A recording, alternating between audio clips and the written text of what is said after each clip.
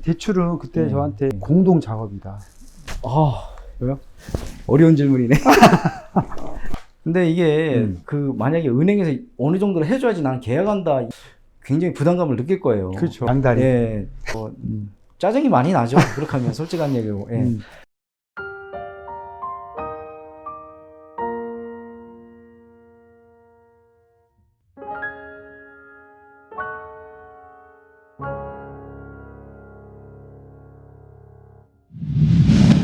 안녕하세요. 아이드 부동산의 권상환 대표입니다. 네, 오늘은 저희가 많은 이제 구독자분들께서 대출에 관련돼서 좀 궁금하신 분들이 많으신 것 같아요. 그래서 저축은행에서 근무하고 계시는 신태석 과장님 모시고 한번 얘기 들어보도록 하겠습니다. 자, 안녕하십니까 과장님? 예, 안녕하십니까. 저축은행 담당자 신태석 과장입니다. 네, 반갑습니다. 대출이란 뭐 어떤 종류가 있는지 가볍게 한번 들어보고요. 기본적으로 빌딩을 살 때 RTI랑 DTI를 좀 위주로 보는 거죠. 대출 종류를 얘기하자면 크게 대부분에서 두 가지로 나눌 수가 있죠. 이제 담보대출하고 신용대출인데, 신용대출 같은 경우는 상환 능력을 좀 체크를 많이 한 다음에 실행하는 그런 대출이고, 담보대출은 말 그대로 담보를 취득하면서 그걸 담보로 해서 대출을 해주는 게 담보대출입니다. 근데 여기서 이제 DTI라든가 LTV, 그리고 DSR, 그리고 RTI, LTI 뭐 이런 종류들이 있는데, 사실 이런 것들은 이제 주택을 담보로 하는 가계자금 대출, 그리고 또 올 근생인 빌딩, 이런 것들 취급할 때 그런 어떤 지수를 측정하기 위해서 만든 그런 용어들입니다. 일단 DTI 같은 경우는 총부채 상환 비율이라고 해가지고 해당 담보주택이 연간 원리금 상환해가고 다른 부채 연간 이자 상환액을 연소득으로 나눠가지고 거기다 곱하기 100 하면은 총부채 상환 비율이 나옵니다. 그래서 지금 규제지역 같은 경우는 DTI 지금 40%로 지금 맞춰져 있기 때문에 그 DTI 수치가 높으면 높을수록 대출 받기가 좀 불리한 거죠. DTI가 낮게 나와야지 승인율도 높아지고 40% 충족할 수 있기 때문에 이건 이제 주택을 담보로 하는 가계자금 대출을 얘기할 때 말씀드리는 겁니다. 그리고 LTV 같은 경우는 담보 인정 비율이라고 해가지고 이게 론 투 밸류의 약자입니다. 담보물 가치를 해당 주택 담보 대출금하고 선순위 채권 채무 금액, 그리고 임대차 보증금이 있으면 요 금액을 합산한 금액을 담보물 가치 감정 평가액 내지 아니면 KB 시세로 나눠 가지고 곱하기 100을 한 게 LTV, 그러니까 담보 인정 비율이라고 하는 것이고요. 그리고 DSR이 있습니다. 이게 신 DTI라고 해 가지고 기존의 DTI보다 강화된 그런 규제책으로서 나온 건데요. 총부채 원리금 상환 비율입니다. 이거 같은 경우는 이제 해당 주택 담보대출 연 원리금 상환액하고 다른 대출의 연 원리금 상환액입니다. 아까 일반 DTI 같은 경우는 이자액만 이렇게 산입을 시켰는데, 이거 같은 경우는 원금하고 이자까지, 원금까지 다 산입을 시킨 금액을 연소득으로 나눠서 곱하기 100한 그런 수치인 거죠. 이게 쉽게 얘기하면 해당 대출 이외의 다른 대출들도 이자뿐만 아니라 원금까지 상환하는 걸 가상해가지고 수치를 뽑아내는 거기 때문에 더 맞추기가 굉장히 힘든 거죠.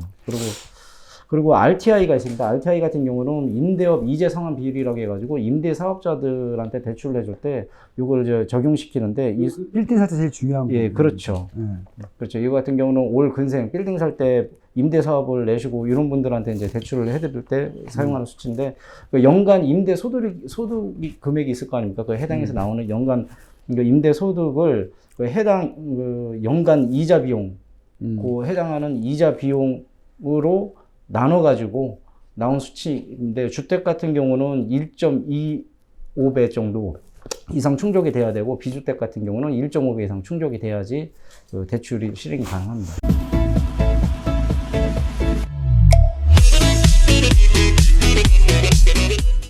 그 5월 달에요. 예. 뉴스에 보면 좀 비주택 대출 강화 뭐 이렇게 해서 이제 비주택이라고 하면 이제 빌딩도 근생 건물도 해당되는 거잖아요. 예, 그렇죠. 그게 뭐 강화된다고 이렇게 나오는데, 그러면 일진생이 더 힘들어진 거 아닙니까?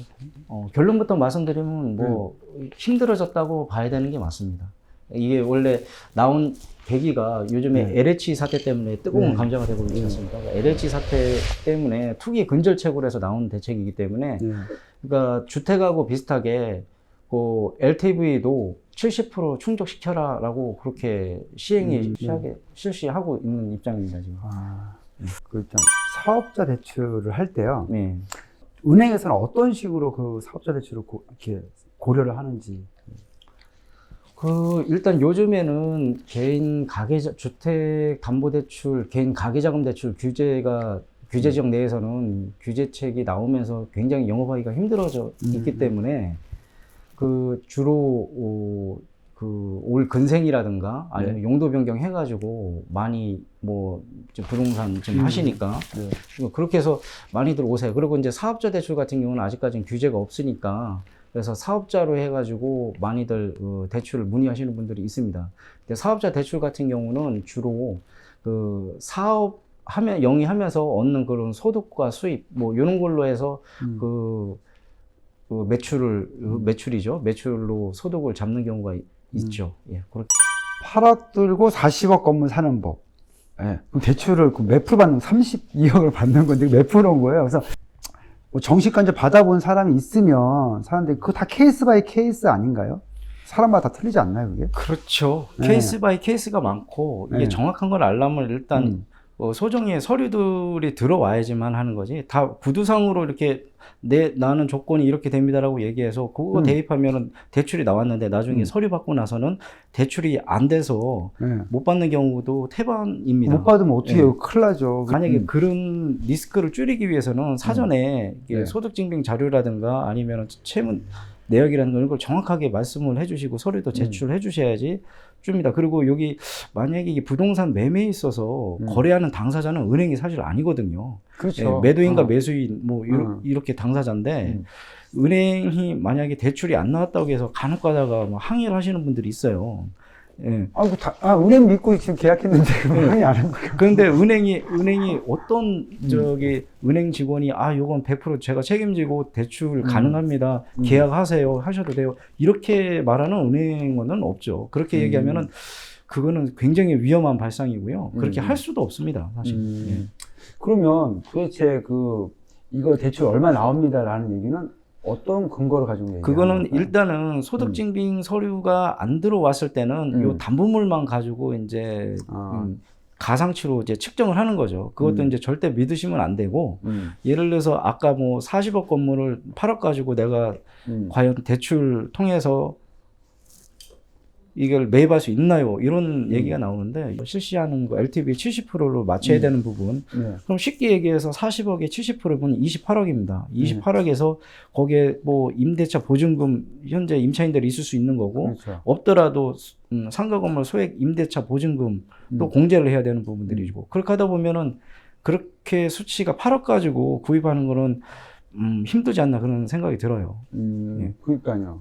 그런 것들을 이제 일반인들은 모르시니까 그냥 그렇게 얘기를 하시는데 많은 작업들이 필요하죠. 계산기를 많이 두드리고 계산을 하죠. 내부적으로 받으면. 그리고 이제 일단 정확한 거는 이제 정식 감정을 받아가지고 감정서가 나와야지 이제 거기서부터 이제 시작이 되는데 사실 탁상 감정을 사전에 의뢰를 해요. 간편하고 돈도 안 들어가고 그러기 때문에. 근데 이제 탁상 감정도 이제 좀 금액이 부정확하게 나오는 부분이 있고 그 감정평가법인에서도 정식 감정을 의뢰하라고 그렇게 유도를 권유를 많이 합니다. 사실 또 그 얘기가 맞고요. 그렇기 때문에 정식 감정서를 하려면 처음에 착수금 같은 게 좀 일정 들어갑니다.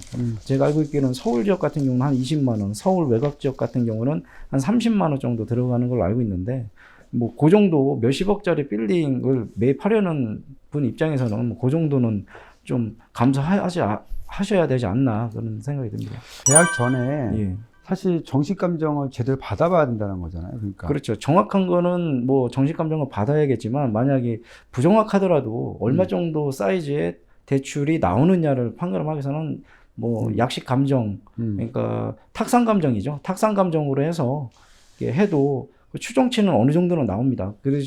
그렇지만 그게 이제 정말 서류가 다 들어와서 승인이 100% 난다라는 그런 메시지는 아니거든요, 사실. 예. 분들도 그렇고 영끌에서 빌딩 사려고 하시는 분들 많거든요. 80% 90%까지 대출을 받을 수 있느냐. 이거 힘들지 않나요? 그게?